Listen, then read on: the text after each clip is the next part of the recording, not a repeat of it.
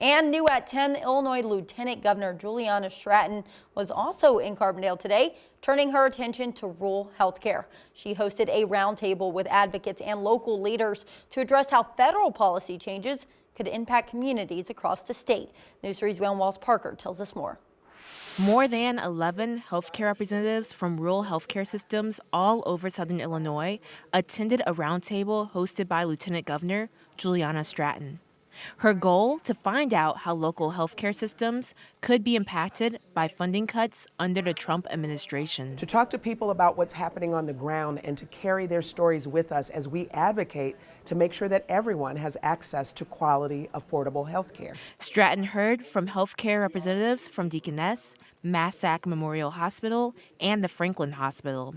She also heard from representatives from ambulance companies sharing their concerns about emergency transportation to hospitals in rural counties, including Perry County. So we have a small county ambulance service. There are 2 hospitals in our county, and so sharing that ambulance service and the resources that are very limited is very difficult at times. Oftentimes we struggle to get our patients transferred out of the county to larger tertiary facilities. Health care providers shared their concerns about Medicaid funding, mental health resource availability, and other topics that go hand in hand with health care. Because everything's interconnected, it's like links in a chain.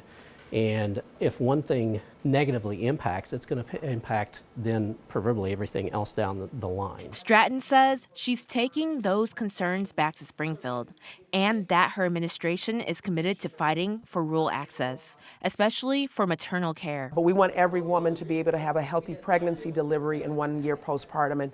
And this is another area where we can do more in rural communities. Stratton says her office will continue meeting with hospital leaders and the governor's Rural Affairs Council to look for solutions. But she warns the state can't fill the entire gaps if the federal cuts move forward.